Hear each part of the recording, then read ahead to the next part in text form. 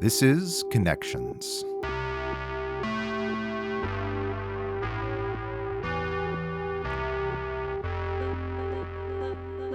From class to career, join us as we explore the interconnection between life, learning, and work.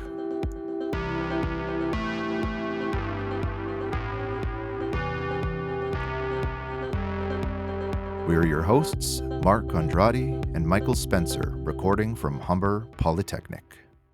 We are here today in the Actors Playground. As you can see, we are surrounded by some awesome cameras, green screen. For actors to do their best work, they need a team of technicians, producers, and directors supporting them.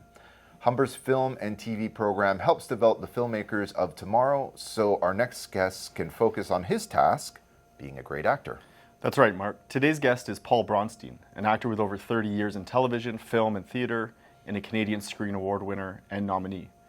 Paul also lends his voice to animated series, writes for the stage, and is currently developing new projects for TV and film.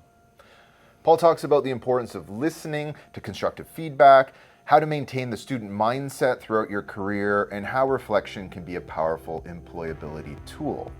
Let's listen to our conversation now. We often think of people who are successful actors as just, great actors. They're just great, whether it be some of the greats that have won Oscars or such. But we're wondering if there are these any other important skills besides acting itself that make someone successful in the industry, or, just generally speaking, what you might think about those other skills besides the acting itself. Yeah. As you said, obviously that's a huge part of it. Staying curious, constantly keeping the student mindset, not getting too set in your ways, always being open to learning. And as the industry adapts and changes and the things we're watching and the products we're consuming, it's also evolving. And of course, acting styles change. If you look at a movie from the 1940s, it's like, wow, like right. Everybody kind of has a sort of way they talk, and you go, well, just right. nobody does that anymore. But at that time, those were the accepted things. So staying curious, staying open to how things are evolving, I think is really important. Is that a skill? I think it's more of like a mindset. Yeah. Obviously being a hard worker, there's a lot of work that goes into the preparation of your job. The preparation of an audition, having that kind of mentality of working hard at that kind of stuff. And just being an open, positive person, open to learning and improving, I think is something that can help you have longevity in your career. I want to just pick up on that last part because we've talked to other people, and we talked to one of our colleagues who was in as a lawyer before, and one of the things we often teach in our class is besides being really good at the thing that you are in school for, whether you're going to be in business, whether you're going to be an accountant, a nurse, an actor, one of these sort of intangible, I don't know if it's a mindset, but maybe just a trait is kindness and being positive. And I'm just wondering if there's any, and you mentioned that at the end, but I'm just wondering if you could expand on like how important it is for people, and I don't know if it's likability or just to be a positive energy on set and what that can do for your success in the industry. I think it can't be understated, truly. In all facets of life, obviously, but definitely, in a career that is truly about human connections. You don't live in a bubble. You're constantly making connections and relying on other people to help provide opportunities for you to work.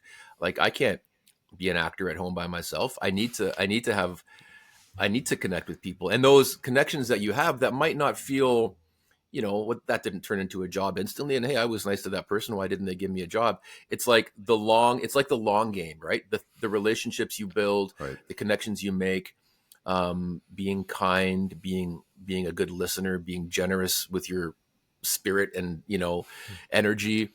Those things bear fruit in the big picture as you go through life. And if your plan is that this is like I've been doing this for 30 years now, and 100%, a lot of the things the good things that have happened to me in my career are because of the relationships that I've built 10, 15, 20 years ago that Right. have like, the long-term effect of just human energy and connection and being like, I want to work with that person again, or this person is somebody I want to be, I want in the room with me, part of the team, part of the energy building. So yeah, honestly, can't be understated that people take that approach, because there are assholes in this industry, and like, yeah, they work a bit, but eventually it does have a negative impact on their career. And those are the stories we like to tell. Like, we talk about Right. this guy was such a, and we talk, and like, I know things about people that people Right. have worked with, because those are the stories we tell. What was so-and-so like to work with? Oh my God, she was blah, blah, blah, blah, blah. Because we talk about that, Right. and we Right. also talk about if, you meet a star, or you meet somebody who was amazing to work with, you're like, they were the nicest person I've ever worked with. And you realize that Right. that person is somebody people want to work with. And, whereas the other people, eventually it'll start to have a negative impact on their career. So yeah, 100%. Yeah. And I think that distinction between kind of the short term and the long term is interesting too, because I think in a lot of industries, there's this idea that being kind of cutthroat will get you ahead, right? And it might in the short term, but I Yeah. think as you kind of progress through a career, as even in my own, I'm almost 20 years in now to teaching, you can see the value of that kindness and generosity, and that the people who kind of do that are the ones who are still around and, being successful. And Absolutely. yeah, And just your own personal yeah, experience of it, like bringing joy to what you're doing on a day-to-day basis will keep you interested in your own life and your own work, Yeah. like it has so many positive, trickle down effects, I think. and when I see people being assholes, I'm like, it must be so tiring Oh to go yeah. through a day of every day like that, right? Oh, absolutely. And the assholes Yeah. have to be like extra talented. Otherwise, they wouldn't have stood a chance. But it's like, Sure. but there are people like that. You go, oh, they're so darn good. And that's why they keep coming back. But eventually Sure. you're going to pick the person who's just as good, but who's also a pleasure to work with at the end of the day. We're trying to kind of foster graduates or people who will enter the field and have this kind of this sense of professionalism, be able to act kind of professionally. The challenge here, though, is that professionalism can mean lots of different things depending on context and the industry that you work in. I'm wondering how you define professionalism in your work, and how maybe that's evolved kind of over time. Obviously, the kindness and the generosity aspect are huge. And I believe that is a cornerstone. But for me, probably the main thing would be preparation. And that can be many different things, whether it's putting the time in to prepare for an audition, but walking on set prepared is a huge part of professionalism. And I think when I was younger, I didn't quite realize that yet. I thought I could kind of just charm my way through things and just kind of like be charming and talented and yada yada. And then you realize that, well, that's important too. But preparation is huge. Walking on set, knowing your lines, Yeah. knowing what the job is, knowing people's names, which I'm still not great at, but Yeah. but you guys have your names under your faces right now, so that's really helpful. Yeah. Yeah, honestly, preparation, taking the time to walk on set, because it'll make you feel better about what you're doing. It'll make you feel more confident, and that'll allow you to engage better with the people around you. So yeah, if I could narrow it down to one thing, it's about preparation. And I think I was going to say, it made me think about, I've been in many bands and thinking about, for example, you show up to a practice and there's the one bass player, or I don't want to pick on the bass player all the time, but It's always the bass player. but you start playing and they're like, hang on, what are the notes? And you think to yourself, like everybody else is ready to kind of kick in, Yeah. and they're kind of still figuring out it's A, G, B, we're going, and then everybody's sort of, it loses the energy, and it starts to have this almost snowball effect of resentment, and that lack of preparation can really impact. And then it snowballs into the next thing, where it's like, do we really want to continue to work with this person if they continually show up unprepared? Yeah. So I think that's a really interesting point. Yeah. There's also nothing like more stressful than walking into a job not feeling not prepared. I'm sure we've all done it. Like Oh I've my walked God, into Yeah. classrooms and I was like, I've really not prepared this lesson in a way that I'm like, Shh, don't tell them, Mike. Don't tell them. yeah. No, but it's true. Like I have nightmares about it. Oh yeah. Oh my God. Well, the actor's nightmare that most actors have had at some point in their life. There's an improv game called The Actor's Nightmare where one person has a script and the other actor doesn't, and so you say your lines and they have to respond in their own way. But in essence, they're on stage without knowing their lines, and that's an actor's nightmare. You walk on stage and you go, you don't know your lines, and it's like the worst, like running in jello feeling. You're just like, whoa, So yeah, prep, but, and there's so many variables that you don't know. What's your scene partner going to be like? What's the director going to be like? What's the vibe on the set? Are things going to change? That happens. So being prepared is sort of the bare minimum, because things are going to change. But at least the more prepared you are, the more flexible you are for when changes do happen as well. Yeah, I think it's easy to think that being prepared means that you're not going to like wing it or ad lib, but actually being prepared affords you the ability to do those things, right? 100%. And like not being rigid, or even sometimes if I'm looking at a script, I'll go like, part of the preparation is going like, oh, this line is actually doesn't work.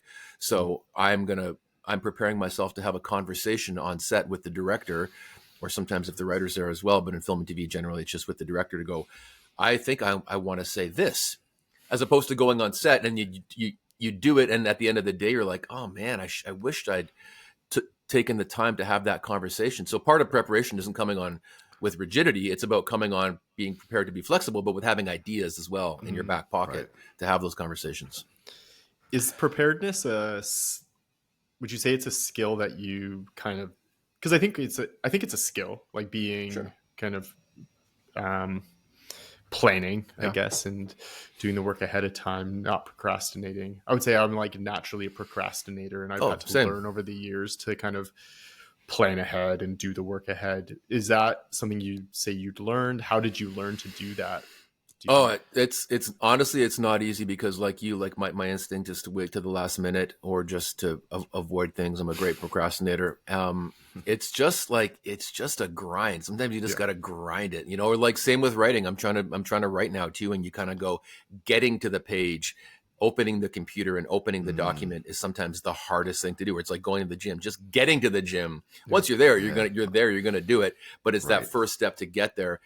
I don't know if there's a trick to it. It's almost more like, as I've gotten older, I'm 52 now, and you realize, it's also fleeting. It all goes by so fast. And like, what do I want? I'm still trying to pay bills and take care of a family by being an artist. So you go, these are the little things that you have to do to be able to make that happen on a purely practical level. When I was like 21 and making, $600 a week and didn't have a care in the world and just had myself to take care of, I could be a little less prepared. I could be a little less professional, and everything just kind of worked out. But as you get older, you realize, oh no, these are like growing up things. And I don't know if they get easier, but you try to build habits, right? It's about building habits. I don't know if it ever becomes easy, but it's about building habits and some routines to get yourself to the page, to get yourself there at least, and then hopefully, divine intervention takes over or something, and it starts happening. Yeah. How do you approach shifting between such diverse roles? And I guess, are there certain skills or mindsets that help you adapt to each new role, regardless of the job or genre? Like when you go between, voice work in Paw Patrol or, playing a good cop or a bad cop or comedic role or something far more serious, like what's the kind of common thread or skill or mindset, I guess, between those things? Or maybe there's not one. I don't know. Well, yeah, it is a good question. And it's sort of a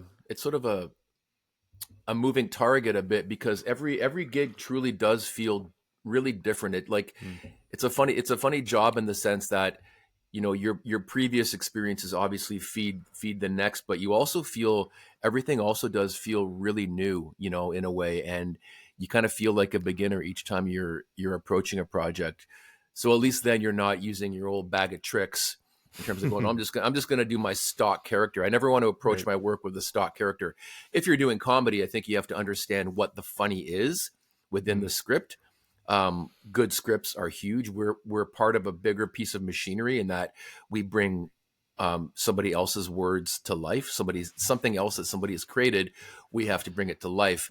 That's our job. So I think understanding the text, understanding the work ahead of you, that would be the common denominator, is doing your work and understanding what the script requires before you embark on the job. That would be the common theme. Yeah. Right. Paul, I'm just wondering, did you, in terms of like developing acting, did you go to school for it? Did you go to like workshops, self-taught? Like, how did you develop your acting chops? Well, I actually grew up in a showbiz family. Both my parents were actors when I was growing up. They were actors and directors, and still are to some degree. So I grew up in it. I understood a lot about the biz, but in terms of the actual work itself, I took drama in high school and was really lucky enough to have a really great teacher at Northern Secondary, Debbie Barton Moore. Shout out to Debbie. Yeah, if she ever hears this. And then I auditioned for what it was called Ryerson at the time. It's now TMU, obviously. Yeah. And it was a 3-year program. It wasn't a university at that time. It was a 3-year, and I did 2 of those 3 years, and then got a professional job. And I had to decide if I was going to go back to do the 3rd year, or if I was going to just start my career as a pro. And I made the decision to just start working. Just get right in. Just got right into it. So I did 2 years of that, and it was great because you're working every day. You're like involved every day. Whereas when you're a professional actor, if you work a quarter of the days of a year, you've had an exceptional year. So at least at theater school, you're involved every day and you're working every day. Right. So the practice. So I guess like the time at TMU, formerly Ryerson, you got to just kind of experiment, play a little bit, and kind of work on those skills. But then it was just a matter of, okay, now that I've got a sense of that, it's just, let's dive into the industry. Like you were, okay. Yeah. No, that's really interesting. Yeah. And sorry, go ahead, Paul. I was just going to say, and the best part about theater school was being around other, having peers, like constantly watching other people succeeding and failing, right, and doing the same in front of them, and feeling like you're part of something, and watching people grow as you grow is a really exciting thing. That's probably the best part about theater school for me. It's interesting you say that, because I think to make a connection, we talked last week to a couple people who also work in the film industry as kind of directors, producers, and more on the kind of post-production side. And they said something very similar about going to film school, where they're like, that time was valuable to kind of be surrounded by people who were like similarly minded and really just like experiment, kind of have nothing to lose. Because once you end up in the field, I think obviously there's still some of that, but you don't have the like low stakes experimentation that you get in. Oh, for sure. Like the pressure of making it a career and making money, making a living at it, all of a sudden changes the dynamic of what you're in. When you're at theater school, you just get to be an artist, and like there's no, it's not your career yet. It's your passion, presumably, and you just get to, like you said, experiment and fail and all that stuff. As an actor, you're always bringing your own interpretation, your own vision to a character. But you're also working under the guidance, as you mentioned, of a director or a writer who has their own kind of creative vision for the project. I'm interested to know sort of, how do you navigate the balance between these two perspectives, especially when there might be differing interpretations of a scene or character? I'm just wondering if there's a time you can share where you had to find a way to reconcile differences and sort of collaborate effectively. You have two sort of opposing ways, and you had to sort of find the silver lining or the way through.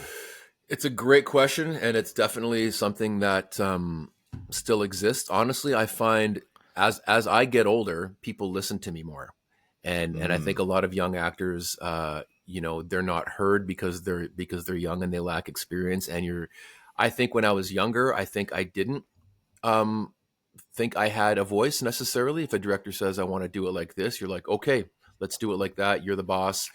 And as the confidence grows to actually have conversations on set, and I would say like 99% of the people I've worked with and collaborated with, they're open to hear your thoughts.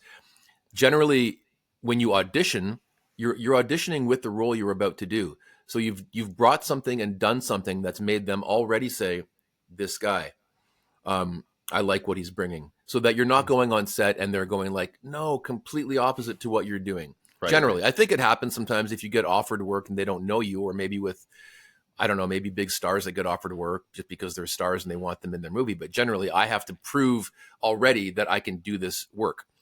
Right. But you still show up on set, and differences of opinion happen, and you converse about it. That's part of preparation, because then you can have these conversations. If you're not prepared, you will get steamrolled, and you Right. can't formulate your thoughts in the moment, and you feel tongue tied, and you're like, okay, and then you do it, and then it goes away, and then you get home that night, and you're like, oh man, what just happened? But if you're prepared, you can have these conversations and present your ideas. At the end of the day, there is still a structure to these jobs. There's directors, there's producers, there's us, there's the writers, there's the actor. At the end of the day, the producers and directors, they kind of have executive decisions on these things, and you can fight them. And I've been on set with actors who will fight and not do what the directors want. And it's like a conflict the whole way, and it's disruptive. At the end of the day, you have to be open to compromise and recognize that, like, I presented my ideas, I presented my point. If they don't see that necessarily, at the end of the day, you have to be open to what they're saying as well. That's the job description to a degree too. It's not, I'm not the boss. Like I'm going in as a hired person, and it's important to communicate your thoughts. It's important to communicate when you disagree with something, but at the end of the day, sometimes you just have to eat it. We're often telling our students, and we're often getting students to reflect. And even when I was in teachers college, a lot of the work we do is, okay, you had a class, things didn't go so well, so let's write a reflection. And some people roll their eyes like, oh, reflection, like I have to think about how something went. And like, but I really think there is importance in reflection. I'm just interested to know if you also think there's value, and if you don't, that's okay. You don't have to be, you're staring down two teachers being like, is reflection good? Yes. Yes, it is. Paul goes to bed every night saying every day was perfect. Yeah, that's right. Nothing could be improved upon. Yeah, no, I mean, honestly, I think it's human nature, and I think to have, I think it's important for growth. I think, we all, well, here's the interesting thing, right? Like reflection about something that happened that didn't go well. Often it's emotional. Often you have an emotional reaction to something that didn't go well, and reflection sometimes allows you to, once that emotion dissipates, or you're not in the height of that feeling of maybe being criticized or something not going well, once you can sit back and let that kind of dissipate, you're maybe able to see things a bit more analytically and allow yourself to learn from that. Sometimes you just go, wow, that person is effed up. But then you can also reflect and go and recognize that and go, that person might have been going through something really, really terrible. I remember this, just quickly. Do I have time to tell a quick story? Oh yeah, please. Okay, so I had this director. I was doing a play, and I'd worked with her before. I kind of had a good relationship with her, and she gave me this really critical comment during rehearsals, and it really got to me. It like really, like I went home and I tossed and turned. I literally lost sleep over it. Like as I was thinking about it, and how little it made sense, how I found it kind of demeaning, and it felt like a little bit careless to what she said. And so I was like preparing myself. What should I do? I'm angry. Okay, I'm going to go talk to her the next day. So I kind of get the courage, and I kind of meet her before rehearsals, and I'm like, hey, can I just talk to you about that note you gave me yesterday? And before I could finish a sentence, she's like, oh yeah, don't worry about it. Just do whatever you want. And I was like, what? So you realize that had I reacted in that moment and been like, no, fucking no, we probably would have heightened. Right. She would have stuck to her guns. I would have been mad. It would have kind of escalated into something not productive probably. But her leaving it, talking about it the next day allowed her to realize that maybe it wasn't the best note. And that's not what I was going to come back and do, is try to tell her that it was a bad note, but just to talk to her about it. And it doesn't always go that smoothly where it ends up in my favor, but it actually you realize that a night's sleep sometimes between a confrontation Right. can actually let so many things land. And I think that can be part of the reflective process too, is that you allow things to settle, you allow your emotions to settle about things, and you can think about them in a way that might give you a better perspective than just like, this is going bad, I suck, I'm terrible, this is bad, and you're bad, and you know what I mean? Right. Just that kind of Yeah. reaction. So yeah, I think it can be really helpful. It's so easy to respond to criticism in the moment, or even negatively. Like I think of sometimes when, this is, I guess, a type of criticism, but I'll be teaching and a student will just like yawn very loudly out loud, you know, and you're kind of like, you know, in that moment, it kind of like skews you right through the heart. And that's it's a form of criticism though, right? I guess in a way, you're like, what I'm doing right now is not engaging or is not interesting. Yep. It's not capturing my audience in the way that I want to kind of be capturing them. Yep. And in the moment, sometimes it's easy to be like angry at that point of criticism or where that criticism is coming from. But also it's important to sometimes sit with it and be like, well, maybe what I'm doing isn't very good. or maybe the student's just tired and that's why they yawned and it has nothing to do with me. But I guess this is a long-winded way of me asking kind of how you've dealt with kind of criticism and how has it been important to your career. Yeah, no, I mean, I feel you. I'm a hockey coach as well, so I'm sort of I have a bit of a teacher role in my life right now as well, and I've, you know, there's definitely times where you're just like, you know, it's hard to feel that what you're saying isn't being heard or landing. Yeah, criticism. Yeah, it like I was saying before, it can be an emotional experience, and I think allowing yourself to recognize that somebody else's ideas are valid as well, and I think I feel it more in the writing world. Like I was saying, in the acting world, by the time I get to set, there's already like a relationship has already started in that they've gone, I like this guy, I want this guy. So quite often what you're bringing to set is already met with so much enthusiasm and positivity because that's how I got the job. Right. But for writing, quite often, and the writing partner I'm working with, pour my heart into some scene that I think is great, and you know, and she'll be like, you know, like do something like that. You're like, you're like, like it just like it kicks you in the gut, you know, and then you kind of, but instead of being like, well, you know, fuck you, what do you know? You kind of like leave it and go back and like go, well, why does she feel that way? And then, you know, give it an opportunity to kind of settle. And a lot of times you look at it again and you're like, yeah, you know, there's validity in criticism. Not always, but I think when you're in a teacher student or mentor mentee relationship or director actor relationship, you have to hear it. You have to allow yourself to hear the criticism, whatever it might be, and sometimes you have to kind of decipher what's trying to be said to you. Some people aren't great communicators, even in my industries. There's some directors who are terrible talking to actors, and you know, which is surprising because, you know, what would be an example of, like, what would make a quote unquote terrible communicators? That's literally what we teach all the time, is like effective communication skills and thinking about how to front load a conversation with like something like, especially when you're giving criticism, you know, to a student, or, you know, feedback, rather, not criticism, but feedback to a student. You want to say like, okay, well, here's some good things that you're doing, you know, and then kind of say, let's work on these, or let's develop these, and the language you use. I'm just wondering how it manifests itself in your work area. Yeah. I think if the criticism is missing the essential why, then I think it's hard to allow it to really be considered. I think if you say to somebody, don't do that, I don't like when you do that,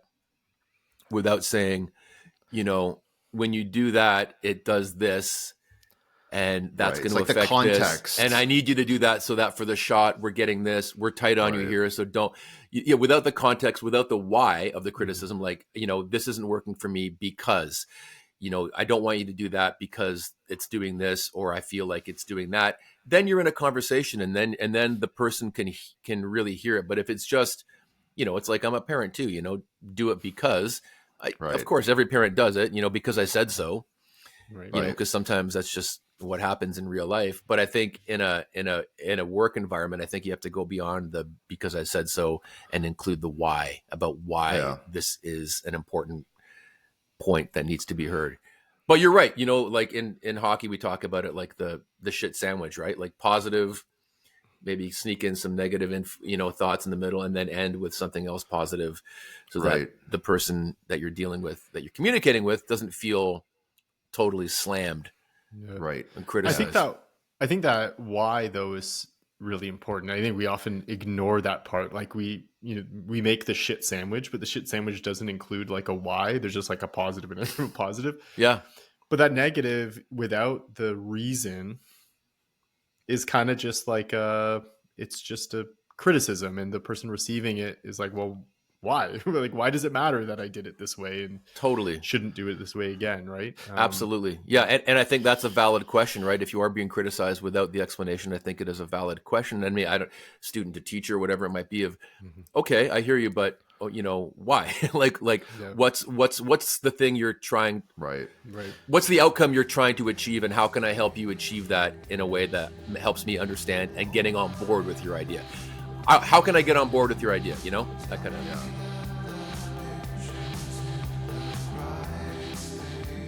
Binge watching entire seasons in one weekend, is it underrated or overrated? overrated. Oh. I mean, you can say whatever you want. Yeah. Is that the wrong answer? No. Yeah, it's wrong. Yeah. Sorry.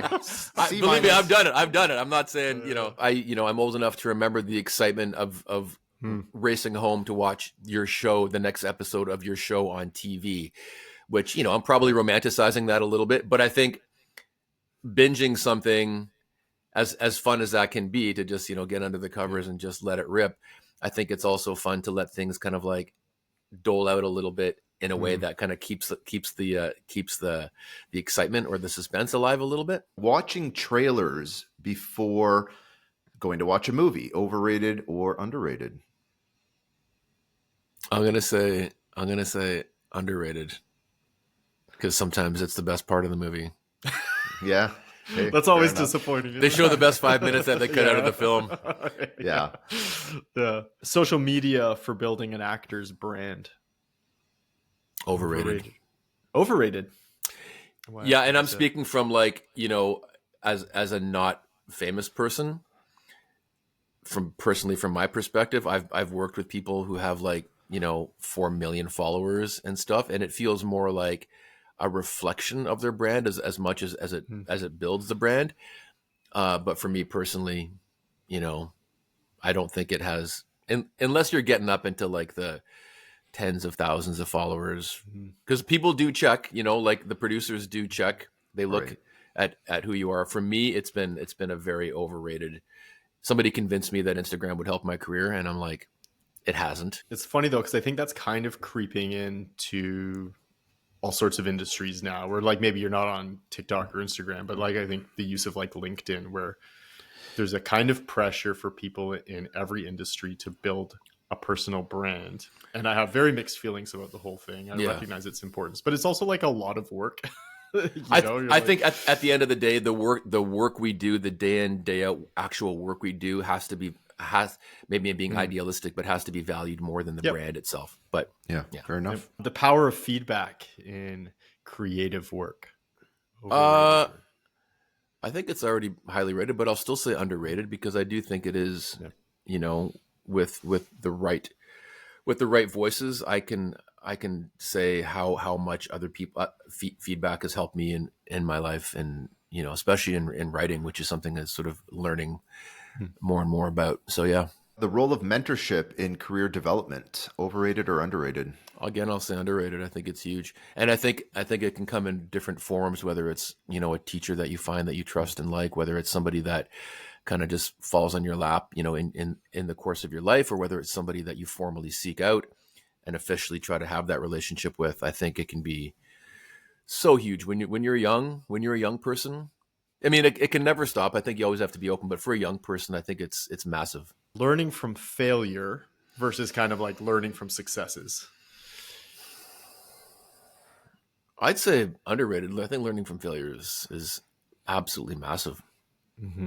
I think it's huge. I think it's where we really have to kind of look inwardly, and kind of go, what happened, and what can I do to, not go through this again? Reflection. Yeah. It's a hard sell though, right? I think I see it with my kids that, especially my older son, he doesn't like to lose, for example, or not be good at something, and he gets very frustrated. And we even see that, I think, with students, right? The idea that being right and succeeding all the time is better, when in reality what we want to be doing is failing hard, failing fast, trying again. But again, I don't think the system's set up to reward that, really, right? Can you think of a time when you've failed and kind of learned from that failure? Oh, definitely in writing, and realizing that I just didn't put the work in, and didn't focus enough on structure and the structure of writing. And you guys are writing teachers. I mean, you guys look at this kind of stuff all the time, and I think a lot of actors think I'm an actor. I say dialogue. I read a lot of scripts. I know how to do this, and you kind of jump in and you go, oh no, I don't know really how to do this and that, Right. There are in different modes of writing, whether it's screenplays or novels or poems or whatever it is.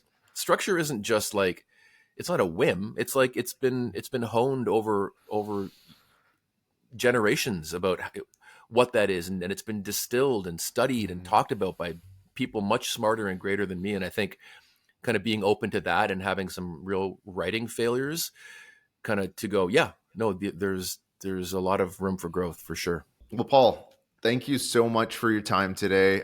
We've learned a lot. I know that students will get a lot of insight into, how to approach reflection, how to approach all different sorts of things. So we appreciate your time today.